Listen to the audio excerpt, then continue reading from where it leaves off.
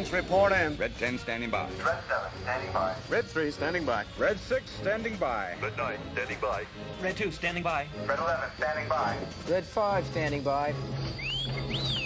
Lock airfoils in attack position.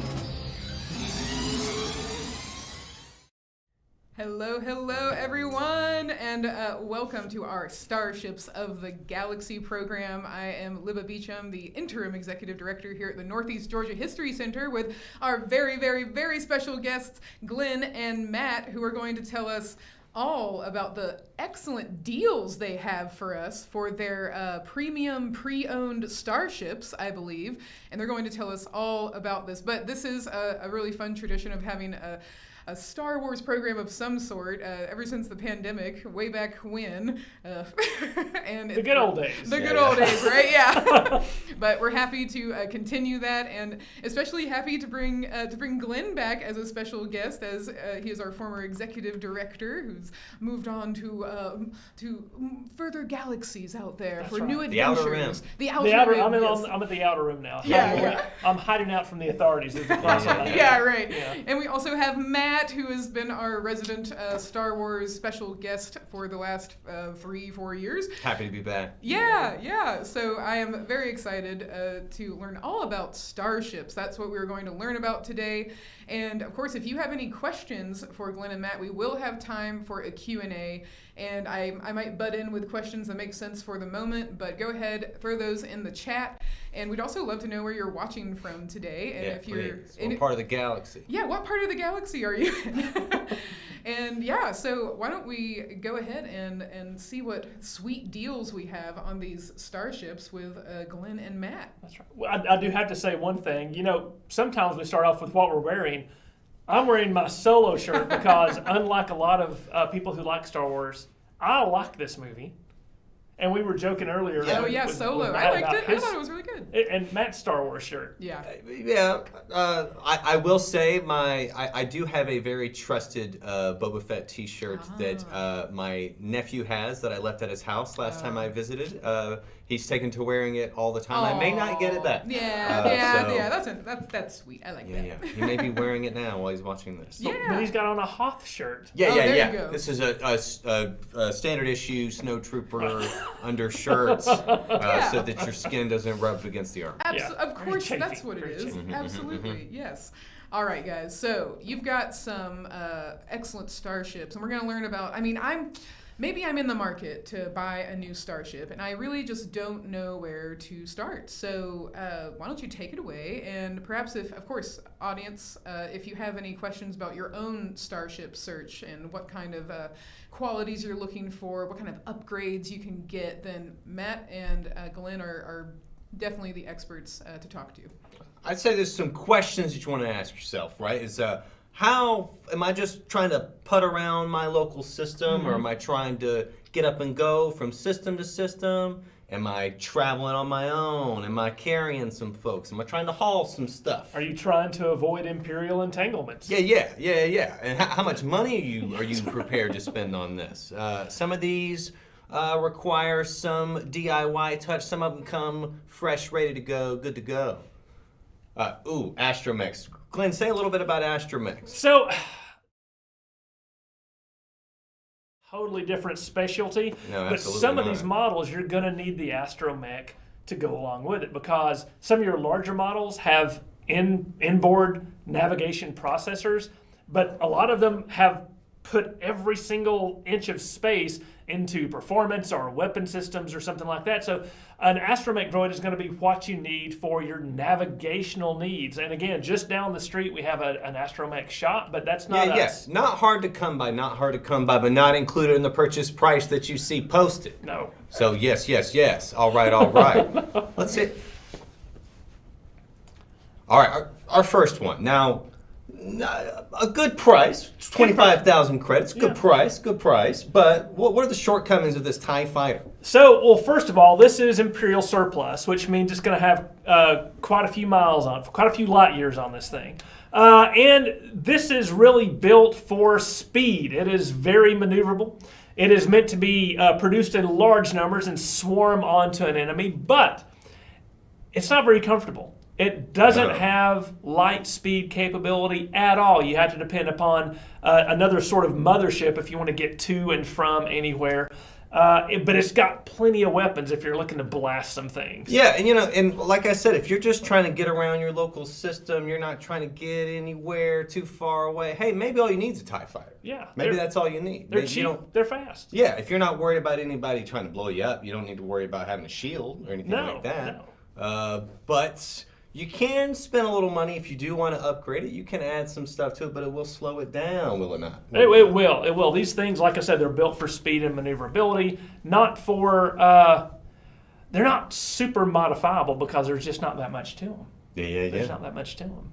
But they do have that classic Imperial look if that's what you're going for. Yeah, and we got a few other similar picks in the some people say of the classic Galactic Civil War era ships, we kind of got one for one. Some people would say a TIE fighter is equivalent to an X-wing, but I'd say that's bogus. It's not even close. It's not even close. It's baloney. An X-wing, as they say, these snub-nosed fighters, T-65s, they are the primo catch-all of vehicles in the galaxy. Fast, just as fast as the X-wing. Just as fast.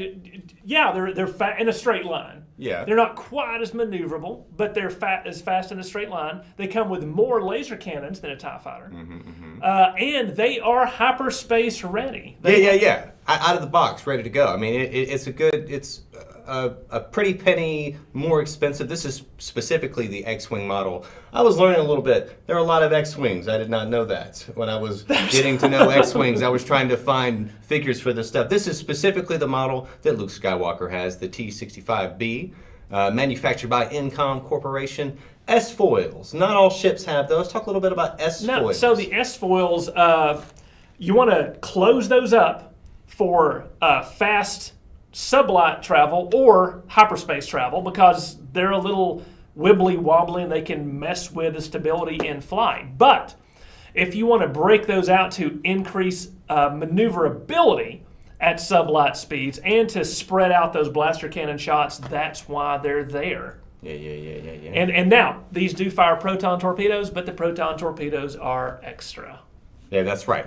Yeah, we're not, certain things we don't sell. But again, astromech not included. You're going to need an astromech for this guy. You're going to need a little R2-D2 of your own. Yeah, and these are great. Like I said, this is what the Rebellion used because even at the time of the Galactic Civil War, these were kind of old-fashioned. They were not past their prime, but they weren't exactly state-of-the-art either. Reliable though. Super reliable. If you watch even into the Mandalorian show, they're still using these.Ey're still flying around in these. It may be a newer model of it, but it's still the same basic ship. That's pretty good. Oh, and also, this is Luke's model. Think about all the things that Luke puts his X-Wing through, and that thing is still. We see it submerged underwater twice in the whole saga, and that thing still works. It still works. So he blows up a Death Star. He puts it in Bespin. If you start looking at the expanded universe, even later on, he shows up when he shows up to save Grogu. He's still flying that X-wing because it's his favorite ship. Yeah, you wonder if he had to pay the Rebellion for that to make it his own little personal charity. I wonder. Yeah. Because they need money. Yeah. Speaking of needing money, we also think it's important that if you can donate a few credits to the Northeast Georgia History Center. That is always a good thing. The History Center. Thank you so much for mentioning that. Needs your credits. The History Center needs your credits. So, I'll put a link in the chat so y'all can donate your credits to go toward our educational programming. But yes, speaking of even more credits, it looks like this next one is a pretty pricey. This is a favorite of mine. This is a vintage. This is an antique. This is it's not only vintage, it's rare. This is rare. This is like the Rolls Royce of Starships, I feel like. This is the Naboo N1 Starfighter. Smooth as silk. Look at the design. It's beautiful. Manufactured by the Naboo royal government. Not a lot of ships like that. They weren't mass produced. You couldn't just buy this. If you own one of these, you're flying around in something really, really special. Generally needs an astromech. However, if you've watched Mandalorian, you saw a very special modified. It's hard to know how many of the parts are original. Right. Probably not very many, but hey, even just like the chassis of it is beautiful. It's a nice, beautiful shape. You can get around. You can get around without having. I mean, I guess they just installed some sort of onboard thing. That's a good.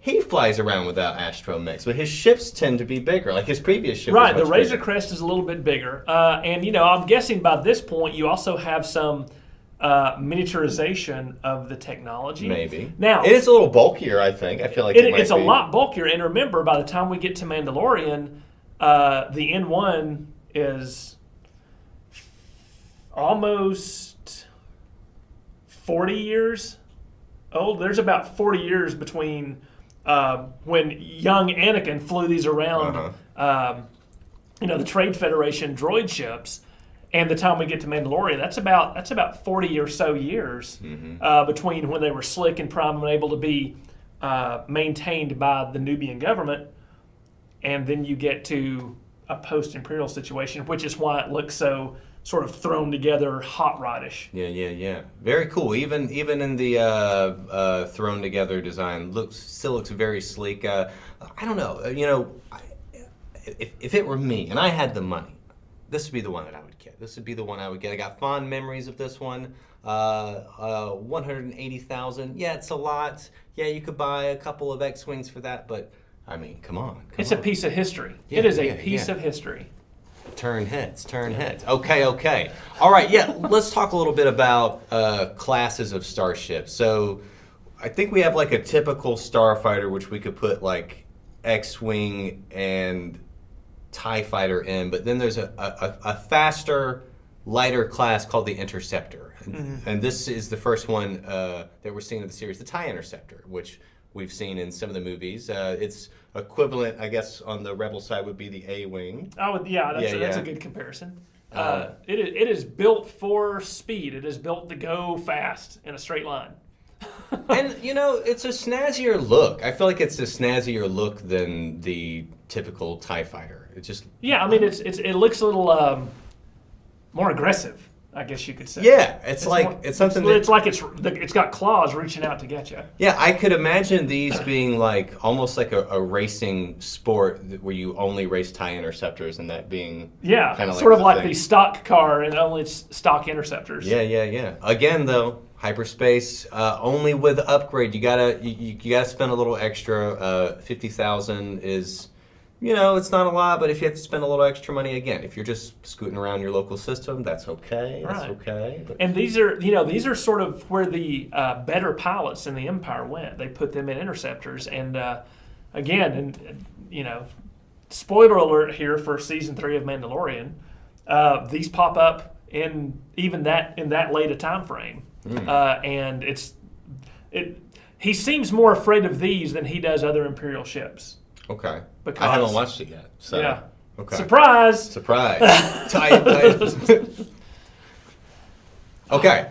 I like this one too. I like that. So this one, if we first saw this one in Attack of the Clones, it is Obi-Wan's ship. Maybe Anakin has one too. I can't remember. He has one. Anakin has, being Anakin, sort of, souped his up and added a lot of special modifications. Yeah, and they're issued to the Jedi. It's informally called a Jedi Starfighter. That's how, when I bought it, I had a Lego of this. And it was cool. It was very...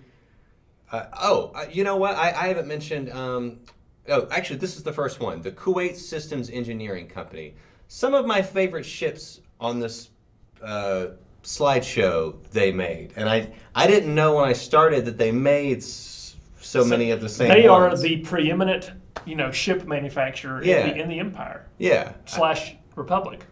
Some of the other ships I think I glossed over. Like obviously the TIE fighters, the Empire makes those. The Naboo starfighter, the Naboo government makes those. But most starships are made by like private companies, and this is one of them in particular that has a long history of making ships that we see in the original trilogy, that we see in the prequel trilogy, and I'm sure in the sequel trilogy. Because they're sort of the. I know the sequel trilogy. Yeah, and they make it. They make them for the military. Yeah, basically, and even in the last days of the Republic, the Jedi are using military grade equipment.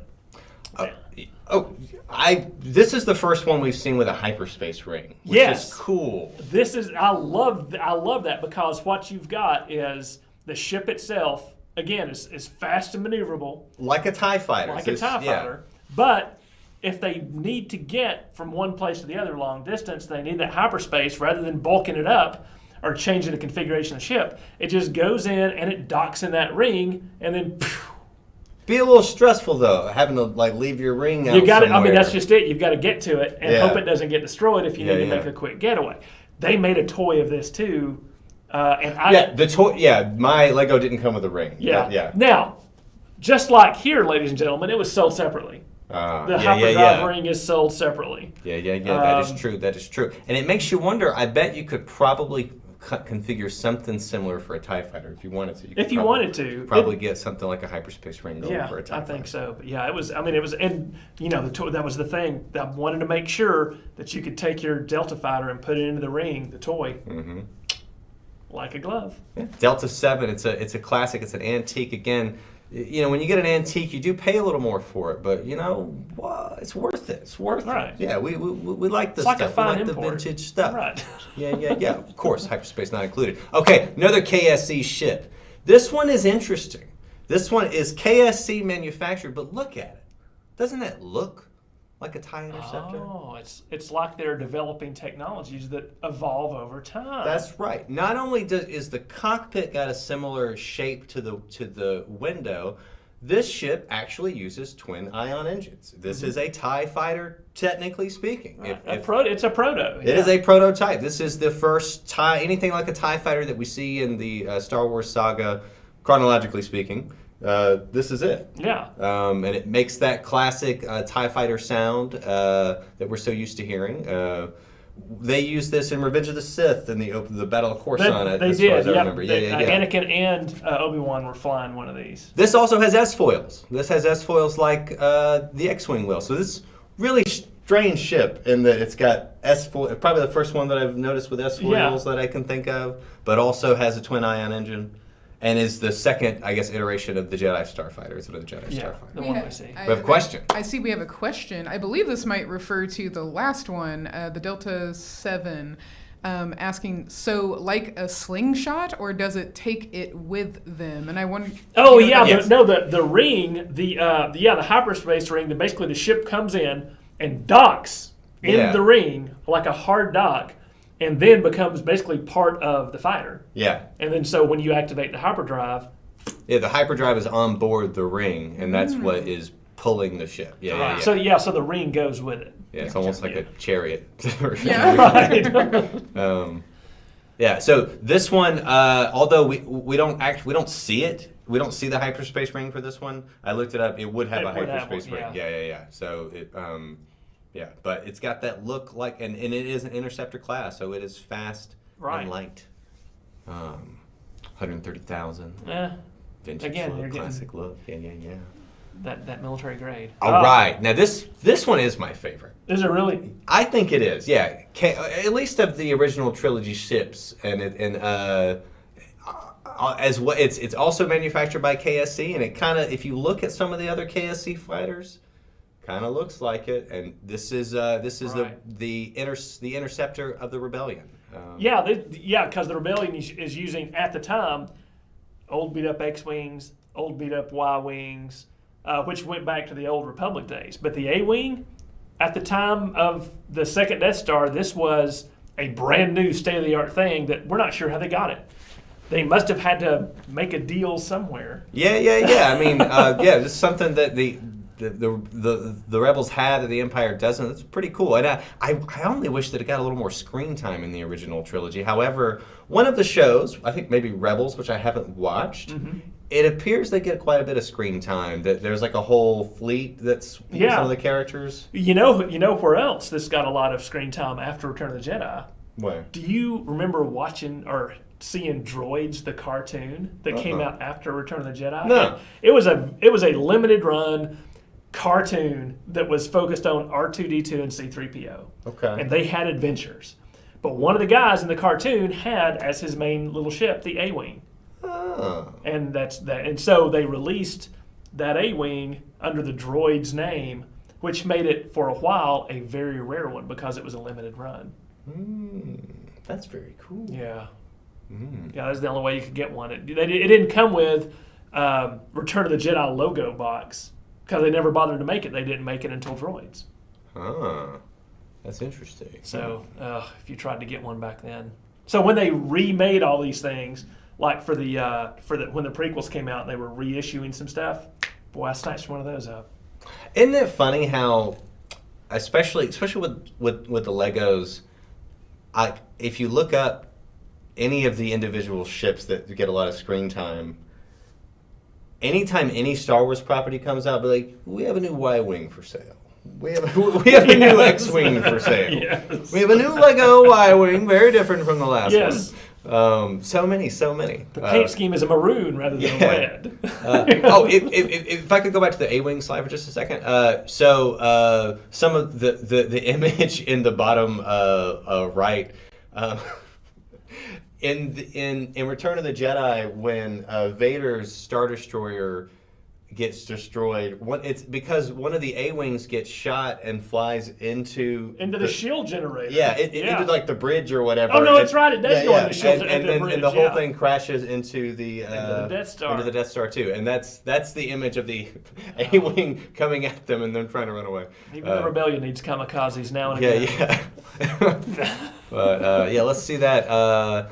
Very unusual ship. This is one of the strangest ships that you barely see in the original trilogy. I think you only see it maybe in the Battle of Endor. Maybe? That's it. Yeah, that's it. And it's weird. You're right. It's weird. And I think why is it a B-wing?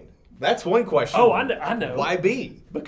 Because it looks like a blade, like a dagger. Oh, I see. That's from ILM, from Industrial Light and Magic's point of view, I think they said, we want to make this cool, crazy ship.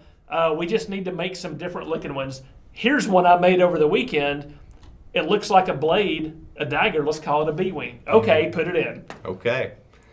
This one also has, it's manufactured by a company that I haven't seen their name at all anywhere else. It seems like their claim to fame is B-wings and B-wing-ish ships that we've seen in some of the other. I didn't include any of those, but anything that folds in a weird way, they like that's awesome. We love that. So these are technically S-foils. These things close and it'll fly faster. It kind of turns flat. The cockpit is gyroscopic. So it moves. Which is in space. Which is unnecessary in space. Yeah. But on the toy, it was cool. Yeah. Because the cockpit stayed in one position, and you could move the ship all around it. And it would, because it was weighted on the. But yeah, for the toy, it works. I had the micro machines. I didn't have the big toy, so you did have to spin it yourself. But I think. Did the Mon Calamarians, was this their thing? I think this was a Mon Calamari contribution. Yeah. Or was it Celestians? I don't know. Should have looked that up. Well, yeah, we look that up. Yeah. Interesting ship. Very strange ship. It's eccentric. There's not a lot of them out there. We're charging $120,000 for it. Yeah. Take it or leave it. You don't need an astromech for this. You sure one. don't. So that's cool. But it does. The cockpit does need regular lubrication to make sure it keeps spinning. Yeah, make sure. A good maintenance plan. Yeah, your check engine light will not show that. Right. So you just have to know. Ooh, another KSC. This is so. This ship is unusual in that we see one of them prominently featured in the films. That is itself kind of an anomaly. So I was doing a little bit of homework for it. This was a ship developed by the Kuwait Systems Engineering Company who brought us, actually, the other ship that's on the screen that it's shooting at. They made that one too. That's interesting. This is the scene from Attack of the Clones where Jango Fett is catching up with Obi-Wan, or he's trying to. Right. It was manufactured for a prison as like a patrol ship in some space prison, which seems awfully specific. That is very specific. But Django had one and modified it, and it's unusual in that it flies one way and lands another. Yeah. So the seat has to pivot. Yeah, and it does. Yeah, it pivots forward. It's weird. That and the B-wing are uniquely strange weirdly ships. shaped. Yeah, this one gets a lot of screen time though. This is, I think, from the Boba Fett TV show. When it's docked in Jabba's palace still. Right. Now, do you know why that ship is shaped that way? No. Like the real world reason? No. Because the street lamps outside Industrial Light and Magic were a quirky design. And they said, that's a quirky design. I think I'll make a spaceship out of that. That's so cool. I did not know that. So, they passed him walking to work every day. Yeah, They're like, we yeah. need this. We need a ship for Boba Fett. We got to come up with something really unique. And then the light came on. Yeah. That's a good one. That's a good one. But yeah, that's where that design came from. But it has become a fan favorite because Boba Fett, Mandalorians. Yeah. Oh, and just I want to say a little bit more about this ship. What was I going to say? Sonic charges. Oh, yeah. This I think this is the first ship that we've seen that you could maybe haul some stuff for. It's the closest thing to maybe like a pickup truck that we've seen so far. We know it'll at least carry one Han Solo, but it'll carry more than that. I think we can pack some stuff on there, and he put some pretty heavy ordnance on there. That's a good. It's like a pickup truck. Yeah, it really is. Yeah. Even just the fact that it lands and that you can just push something up there into the ship, pretty cool. You can just load it right up. It's got a ramp built onto it, or maybe more like a U-Haul, but smaller, because we're going to see some other things that are bigger. But yeah, I like this ship. The fire spray. We never hear the name of it even because it's so. For the model fire spray, KSE fire spray. All right, we can make a pickup truck out of this too. Although again, hyperspace not included. The TIE bomber. We see this Empire Strikes Back dropping bombs. We see it on Mandalorian dropping bombs. We don't see it much though. I feel like what's interesting is I always thought this one was cool too. Me too. And if you're a super nerd and remember playing the old TIE Fighter game, I didn't play that one. We have a different one in my generation. Yeah. My generation, this was a state-of-the-art dad blame game where you got to fly. And I don't know, it's interesting that X-Wing Fighter came out first. Oh, and then okay. And then TIE Fighter comes out, but TIE Fighter becomes more popular really because just the game works better. And so you fly it around and you get to fly a TIE bomber, and the TIE bomber sucked until it didn't. Like if your job was to destroy X-Wings, you were toast. Yeah. But if you were gonna bomb a ship or try to destroy a rebel Corvette or something like that, that's the ship you wanted because it would take it out. My generation had the Rogue Squadron games. Yes. And they were primarily about playing on the Rebellion side.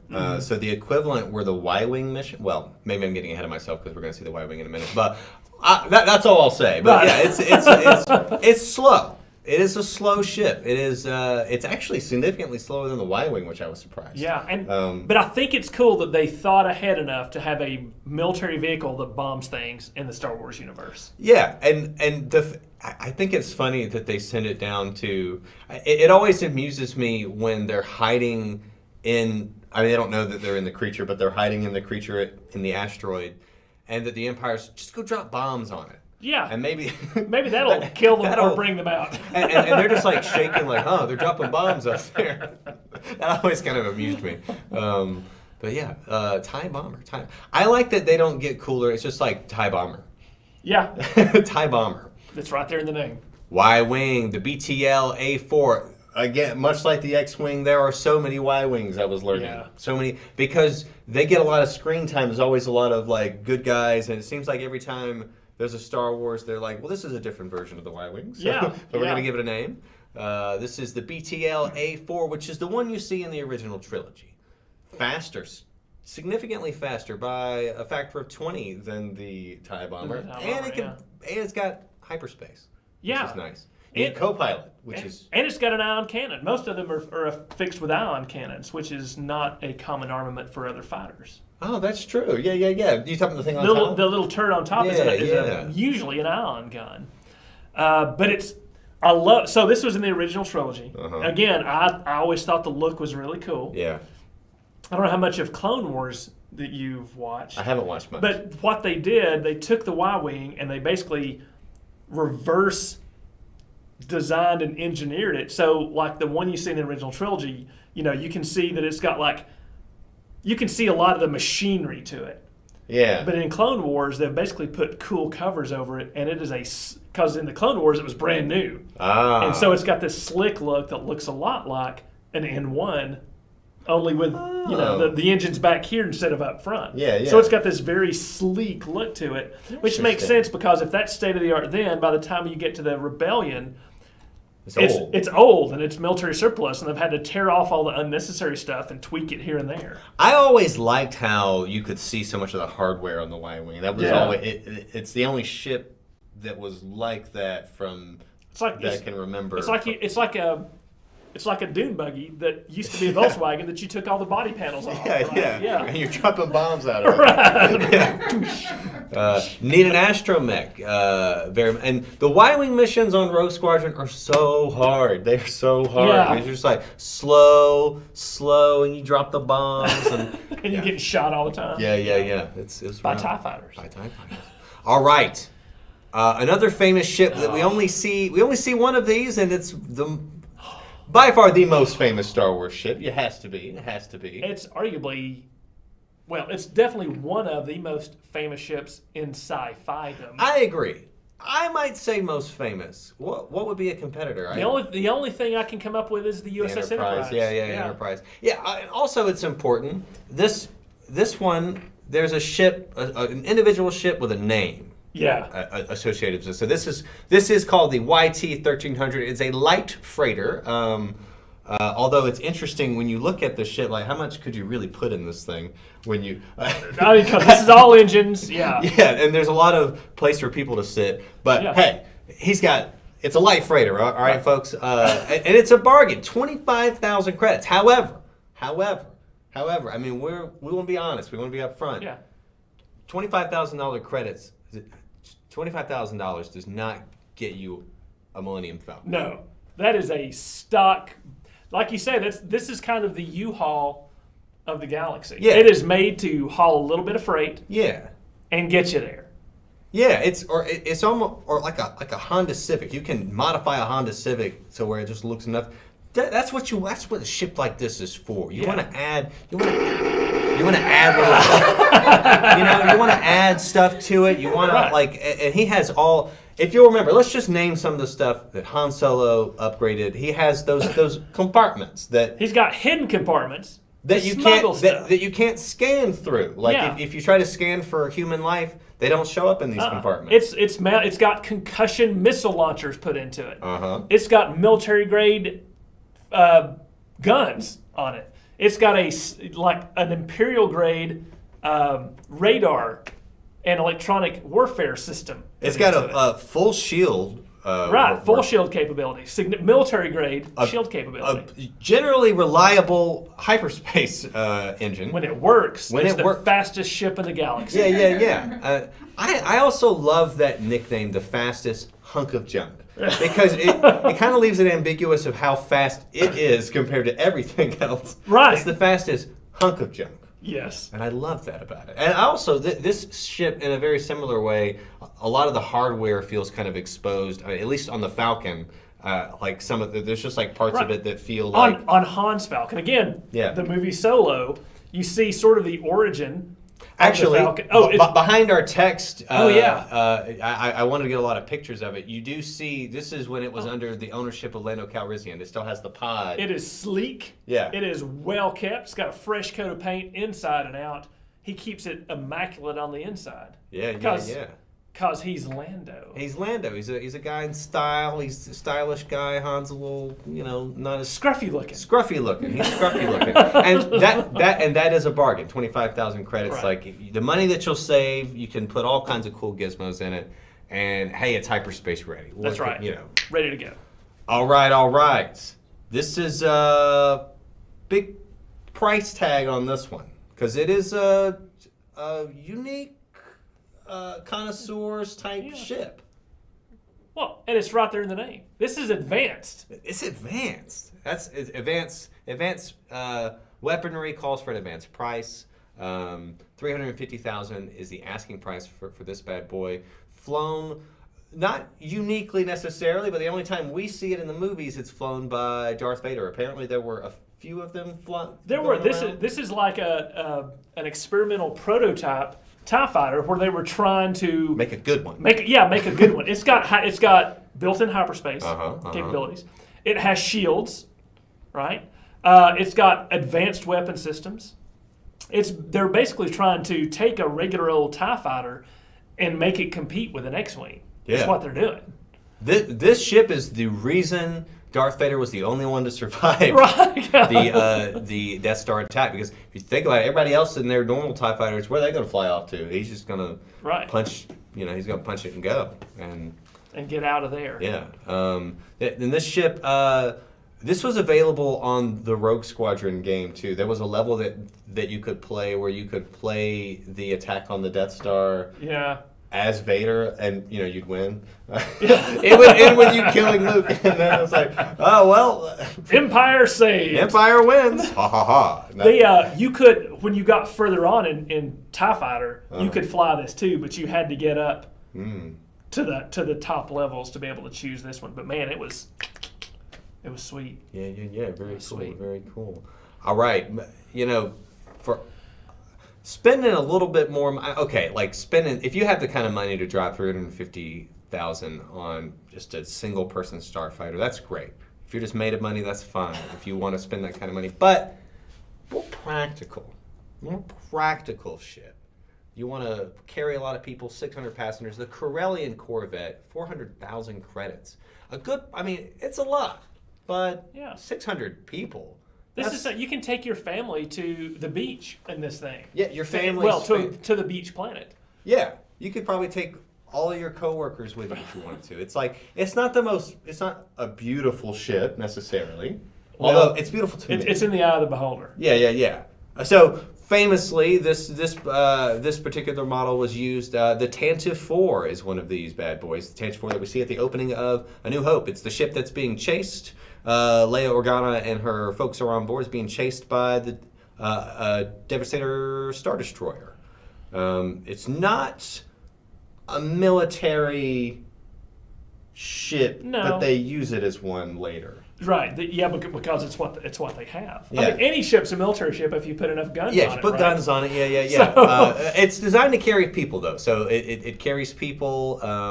They were using it as a diplomat ship in that particular film. They put guns on it, and I always, when I was a kid, heard it called a blockade runner, rebel blockade runner. I did love this ship. I liked the look of it. Uh-huh. And in the Star Wars production world, you may know this. This was the original Millennium Falcon. I didn't know. So if you see how it's got like the hammerhead cockpit thing on the front. Yeah. If you take that and turn it 90 degrees, it's it looks it's the Falcon thing, and that's how they did. That was the first design. of the we Falcon. haven't mentioned that this is here at all yet. Oh, we'll get to it. but if you look at it was the first ship they designed to be the Millennium Falcon, which was originally Luke Starkiller's ship, of course, when that was Luke his Starkiller. name, yeah. And it looks like the more classic science fiction ships because it's got big rocket engines at the back. It's just got that look to it. And so when they decided to go with something different from Millennium Falcon, which George Lucas based on a hamburger patty, they decided to still use this because they had started building the production model. But I love it. It just looks like that classic space ship. Yeah. It is a harken back to classic spaceships. The interior, if you'll remember, it's a classy interior. It's like the shiny, just white, black floors, everything. You can see your reflection in everything, and very cool ship. Like this ship. Yeah. Okay, I wanted to try to find. So I wasn't able to get a lot of data on this one, but I wanted something that kind of stood out as not necessarily being practical at all. The Cadillac Coupe de Ville of our used Starship lot. Yeah. Yes. Like everybody likes a Cadillac Coupe de Ville, even though not everybody wants to drive one. I feel like, you know what? Because I would run a Cadillac Coupe de Ville into everything. I'd probably run this into everything too. This is the first light. It's a yacht. This is a replica. It was a one-of-a-kind ship. We don't have the original, but we've it's got a fan base. We've got a replica. This ship, if you'll recall from the Solo movie, it is the ship that the leader of Crimson Dawn, whose name I'm blanking on. Leader of Crimson. No, it's gonna find. Dryden. Yeah, Yes, Dryden Dryden Voss. Voss. Dryden Voss. Yes. This is when they go to meet him. It's the ship that shows up when Han and Woody Harrelson are going back to plead for their lives with this guy. He's a good villain. I think he's a good Star Wars villain.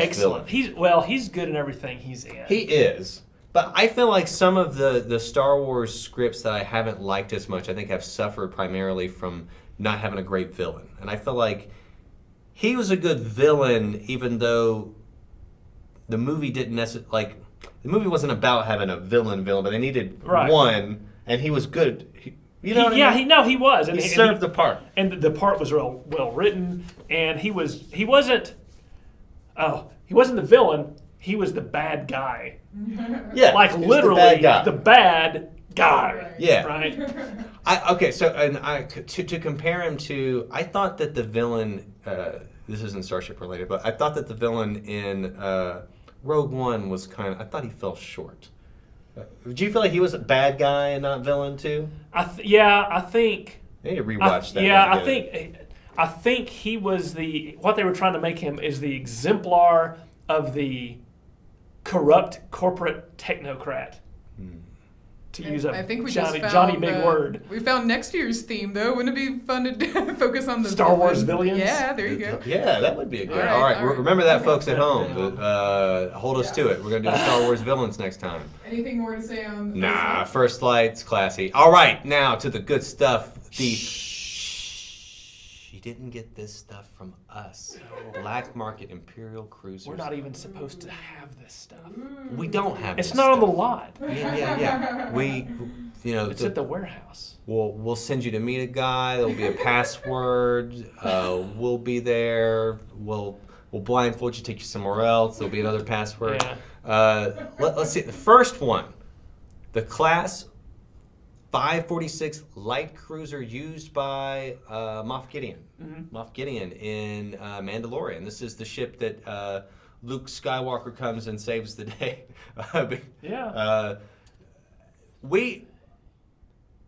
It's much smaller than. It's no Star Destroyer. No, at the peak of the Empire, Moff Gideon would have been riding around in a big old Star Destroyer. Yeah, but this is post Death Star 2. This is when things are not going well for the Empire at all. Yeah, it's barely an empire, really. They just, I don't know how big an empire has to be before you're just a big state. Right. Moff Gideon. So was he kind of calling the shots, or is he just big? My impression of him is that he just has a lot of stormtroopers that do what he says, and that he's not necessarily. He's a big muckety muck in the Empire before the fall of the Empire. And he is one of the main guys trying to hold what they have left together and sort of, consolidate those resources so they can come back. I can't tell you too much because you haven't seen season 3 of Mandalorian. Okay. But much will be revealed. Okay. All right. Folks at home, if you've seen it, then you're ahead of me. Carries about 1,000. Okay, it costs a lot more, I'll be honest, than a Corvette. It's a big ship. So, why not buy a Corvette? But it does some things that a Corvette can't do. One, it holds more people, but also you can't. This thing holds 8 TIE fighters. You can't really put any ship on a Corvette. I don't think it's quite big enough to really put any ship on it. So you can carry ships around in this ship. That's pretty good. That's great. Yeah. And if you got the money, if you're in the Imperial black market, come on, you got to spend extra money. I mean, come on. We're Yeah, and this also has heavy turbo lasers suitable for bombarding the planet's surface. So if you've got some really annoying neighbors that are just keeping you up at night, 8.5 million credits, big asking price, but nothing compared to the Devastator class. 25 million credits. Whoa. Okay. Wait. Dun dun dun dun. Dun dun dun bum ba-dum bum ba-dum. Now we can continue. Okay. Luba, go back to the previous slide for a second. Oh, Okay. previous slide. I want to compare. Okay, I want to compare. Okay, so 381 meters long. That's how Right. 381 meters. Let's see that Devastator. That's big. That's big. 1,600 meters long. Quite a bit bigger. It's about 4 times as long. Yeah. We see these a lot. Basically, anytime you see a Star Destroyer, you can kind of assume it's this one. I think is that safe to say? In the movies, they're almost always these devastating. It's in just, the trilogy. In the trilogy. Yeah. In the Empire's heyday, man, they could just send one of these anywhere. If you bothered them, they would just send one to your planet. It'd just be parked out there. They had so many of these. Carries 30,000 passengers. Now, Whoa. it takes a lot of folks to keep a ship like this running. So you're going to need to bring along some friends if you want to purchase one of these. You're going to need guys in the you're going to need a engines. crew. You're going to need guys everywhere. I mentioned a co-pilot with the Y-wing. You're going to need a lot of co-pilots in this thing. 72 TIE fighters this thing will carry, not included. The price. Got to spend extra on those, but they're cheap. You can really be. Look, you really didn't get this from us, okay? I don't know. You can only take this thing out every now and again. You can't. It's can't very just noticeable. Yeah, you can't just be cruising around. You're gonna get in trouble, and you didn't get this from us. Yeah. All right. Wow. You can't do any better than the Executor class. Executor class? Executor class. Executor. I think it's an Executor class, but his is named the Executor. The Executor, yes. So we see apparently it's not one of a kind. I was under the impression that it was. But there's not a lot of these. There's not a lot of these. This is huge. 19,000 meters long. The other one was not even 2,000 meters long. This is 19,000 meters long. Carries 300,000 passengers, 144 TIE fighters, 30 AT-ATs, 40 AT-STs, and more. All not included. Not included. This thing is enormous. 1 billion credits, but come on. You don't need it. This is your home world now. Nobody's gonna mess with you if you one's show gonna up in mess this with thing. you. And you don't need to worry about showing your face on a planet again because you got all the planet you need on this ship. Fly around. You will need some friends, like I said, 300,000. Maybe you can't automate that much. No. Maybe get into There's no cruise control on this thing, believe it or not. No. As advanced as it is. Yeah, imagine having just all the people having to steer it and Right. Oh, that was the last one. Well, actually, I do have one other thing that just came up on the market.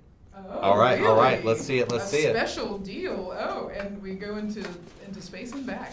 You're gonna like this. I'm gonna love it. I love this case already. Okay, folks. I just got this. I just got word on this. Whoa. Look at that. That is so Whoa. cool. If you want your very own Death Star, see my us after the gosh, show. That is so cool. No, you got to tell us about Many this. Bothans died to bring me this information. Oh. Many Boffins. And we got to pay them and their families. Yeah. So if you're interested in a state-of-the-art underground Death Star, let me know. with the purchase of one Death Star, it gets you a 2-year membership with the History Center. That's right. That's right. How much are we asking for this Death Star? We asked for $1 billion for the Executor. That's if you have to ask, you can't afford it. Yeah, you got to call us. Yeah, if you got to ask. Yeah, just let us know. Yeah. That's something Oh, that is so neat. You got to tell us about that though.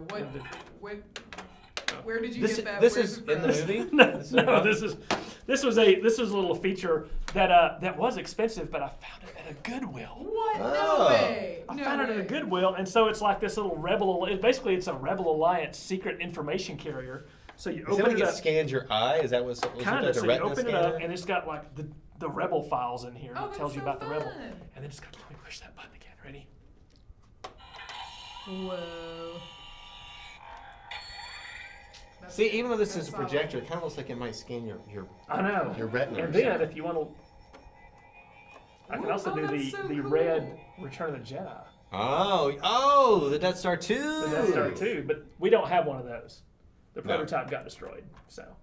Yeah, it was barely a Death Star 2 to begin with, so we're selling Death Star 1. You gotta look out for that exhaust port. People think you can't hit it, but it's not much bigger than a womp. No. But So- we used to do it in my T16s back home. That's right. T16 manufactured by. I was looking it up. I think it Was was the that Kuwait. I think it was was it? KSC too. Okay. Yeah. The Makes T16. T16. So, anyone who is hanging out in the chat, if you would like to post a any question, questions? yeah, go for it. We'll Now, do our best. Glenn knows, I think, a lot more than I do, but we'll. I think I was a big fan of the A-wing. I personally I- like that a lot. A-wing's Just my like favorite. the aesthetic of it, and it seems like just a good choice for I'm not gonna go in any battles or anything. I just need something to look cool in and cruise around the galaxy. in. You could almost accuse it of being. Because it kind of just looks like a jet, so you could kind of be like, Yeah. but I don't know. There's something about it that I just like. It's very it's the sports car. Right? Yeah, it's the sporty. sports car of It's the galaxy. sporty. Yeah. When I had a Micro Machines version of it that was green. It was like silver but with like green paint, and I really liked it. That was cool. It had like Rebel logos and stuff on it. Yeah. And, See, you'll find that a lot of our love of the ships comes from having the toys. yeah, Oh, yeah. Right. Yeah, And I had a few Micro Machines. Yeah, But they that was were- a little past me. yeah. It was good for I think for. I don't know. My parents weren't like made of money, and you could buy one of these things for like an action figure price. Yeah. Well, rather and than- they came in like sets of. Didn't some of them come in like 2 or 3 ship sets? I think Or am I some of thinking them of- did. yeah. I think some of them did, but then like they'd have ships, but then they also have like play sets. Like I had the Yavin base as a play Yeah, set. I had yeah. Hoth base as a play set. Cool stuff. Yeah. Very cool stuff. Yeah. When I was a kid, I had the X-wing fighter, the TIE fighter, and the Millennium Falcon. Not this one. This is the bigger toy that they've made recently. But it makes cool noises. Are you familiar with a Z95 headhunter? Yes, that is. It's like an X-wing with no. It's like an X-wing with no S foils. Yeah, it's and just flat. they like, came up with those, and I don't know if you ever read these. Way back in the day, they had a Han Solo trilogy novel set, and I have one of them on my bookshelf at home. I haven't read. I've read those things over and over because it was Yeah. only Star Wars, right? You had the novelizations for the movies, and you had these novels. That's it. And so I read those over and over, and to defend a base where the Falcon is having to get repaired, he and some guys go up in Z95 headhunters. Oh. And they describe them, and you can tell the way they're describing them. They're like a low-tech version of an X-wing. Well, that's cool. Yeah. So we Got do some have questions, Now, this one is more on the villain side of things, but Connor would like to know, would you say Skeletor or Darth Vader is more powerful and better villain? And personally, I'm biased. Toward Darth Vader? Darth Vader seems a bit more powerful than Skeletor. I mean, Yeah. I don't know. I mean, Skeletor's trying to get powerful because Yeah. he's trying to get the power sword from He-Man, but he Right, so never he doesn't- manages. he doesn't have the power. That's a good point. So, Yeah, a he villain- doesn't have the power. He doesn't have the power. All of Vader is not obsessed with getting a thing. He's just like, I want a relationship with my son. Right. That's his thing. And if I can't have that, I'm going to crush the galaxy. And I'm going to kill him. So I don't know that I'm the one to say who's more powerful, but as far as a better villain, It's got to be. it's got to be Vader. Vader. I mean, I just Yeah. feel like he's got moral complexity. Yeah, Skeletor is too easy to make fun of, whereas Yeah. Darth Vader, he's scary. If But I he could- does. Skeletor has a sense of humor at least. I'll give him that. Yeah. Vader's humorless. That is true. Yeah. Although, I don't know. Maybe him choking. He might find that funny. He probably.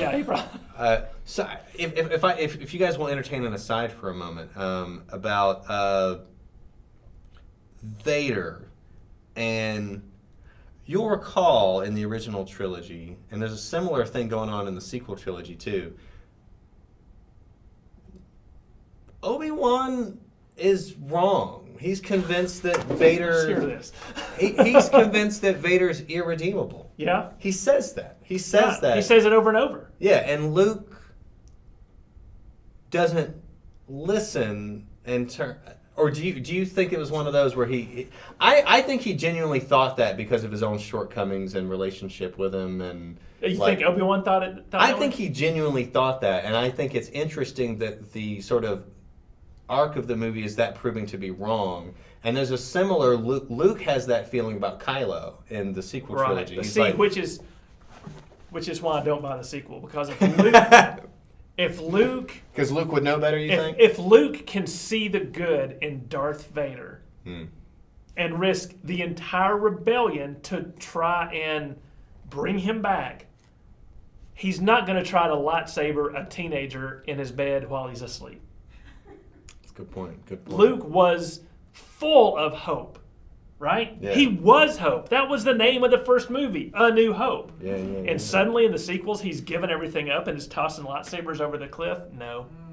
Nope. Yeah. Nope. All right. Well, put a pin in that I'm starting to get discussion. angry on my soapbox. But we do have a Starship-related Starship-related question now. William, they are considering the Executor, and but they want to know how easy are replacement parts to get if you're buying a second-hand Executor. Do y'all have sources for these parts? No. Look, But look, it runs when you leave the lot. yeah, you gotta get creative with some of this stuff. So you're not necessarily gonna. Okay, like for instance, it's taking the real world. You get a '68 Mustang. There are these companies out there that manufacture sort of Aftermarket things. things. Look, you're on your own, okay? Like that's all. I mean, look, there are crafty. If you got the money, Right. Yeah. look, if you got to ask that question, I just feel like. If you can afford an Executor, you can avoid a parts shop to make you parts. Yeah, there you go. In fact, you probably got room on the Executor for your parts. Yeah, right, there you go. Yeah. I don't know. Well, you might have a customer. But you will have to watch out for Libba's A-Wing, Yes, that's right. Yeah. because she may go crazy one day and I'll just be out drive it there. right into the old Yeah, bridge right. there. No. Now on YouTube, Spoon Tunes wants to know how exactly did you get your hands on this? So how did you get? What are these? I assume it's the toys and props that you've. brought? He may want to know how I got my hands on the Death Star. Yeah. Look, Oh. not only did you not get this from us, we didn't get this from them. Oh, I see. Yeah. Because you definitely don't have We- these available in a wear shop. We said too much about the dead Bothans already. I think. Right. I mean, it's It's it's a one-of-a-kind sort of thing. Yeah. Yeah. Well, this has been quite a treat, y'all. Glenn, Matt, thank you so much for joining us today for our another annual Star Wars program. And it sounds like we've got an exciting theme. Maybe for next year we might focus on villains or. I think we will. That'll be really I fun. think that would Would be be. good. There's plenty to talk about there. So. And folks, thanks so much for hanging out with us. And if you are interested in learning more about the Northeast Georgia History Center, you can check out our website that is in the event description. Be sure to subscribe to our YouTube channel. We have a lot of really cool programs on all sorts of history topics, and of course our annual Star Wars program too. And again, thank you so much, Glenn and Matt, for sharing your vast knowledge and these great deals. So of course, if you don't want to spend money on an A-wing today or a new Starship, then you can use those credits toward donations to the Northeast Georgia History Center toward our educational programming. So do consider a donation. A link for that is in the event description as well. And thank you so much, and may the Force be with you all. All right, bye, May the Force everyone. be with you guys. And with you.